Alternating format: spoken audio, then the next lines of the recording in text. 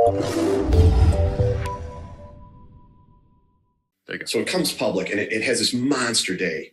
And I was just riveted to it. Like, I was fascinated by that move. And then it just went dead. And I obviously hadn't read Eve's book yet. And I didn't know about the institutional due diligence phase, but I just kept watching it. Palo Alto did the exact same thing. And I'd read a couple of articles about the CEO and what a supercharged guy that he was.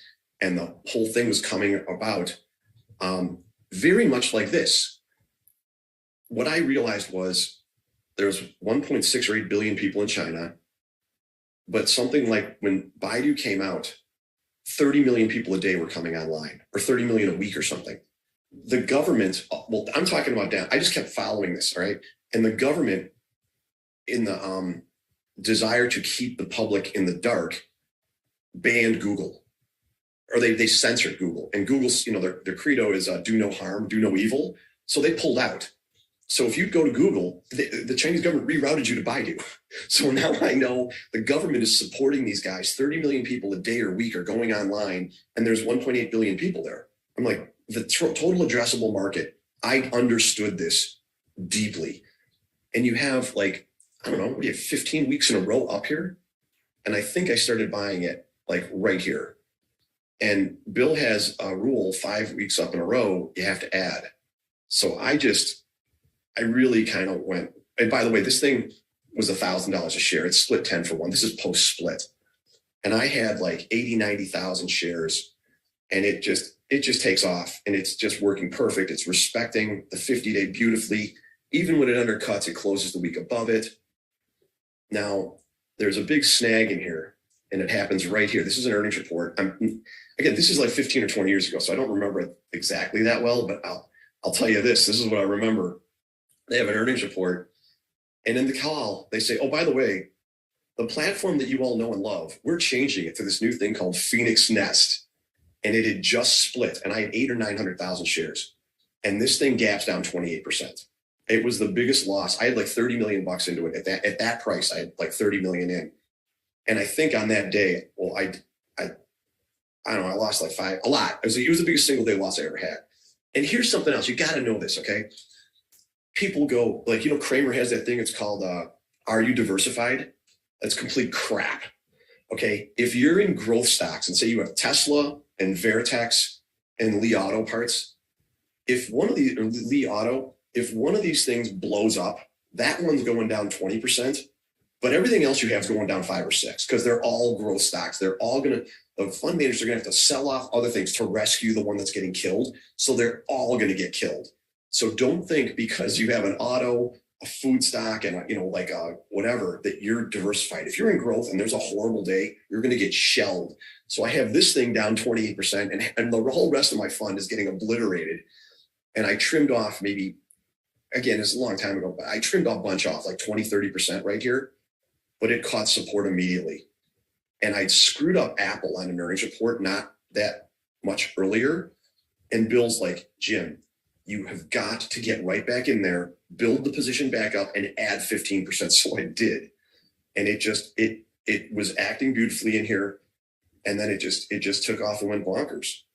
Now you're going to ask me, where did I sell it and why? And the simple answer is I only remember the bad stuff, like the gap down. I have no idea why I got out of this thing. I think it's in the book that, here's the thing. Eve did the post analysis on this for me. And unbeknownst to me, I'd made 30 million on this thing, and I didn't even know it. I knew it was really good, but if you read the book, I think it'll tell you why I got out of it. I can listen. I'm going to you this. I was trimming in here for sure.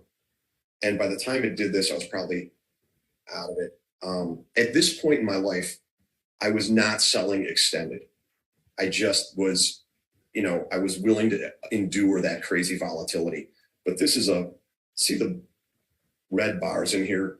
That would certainly be a little bit unusual.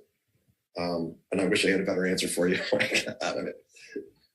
It's funny. Some of these names are 20 years old that I had a good run in, and I honestly don't really remember exactly. I'm only guessing at why I got in and out of these things.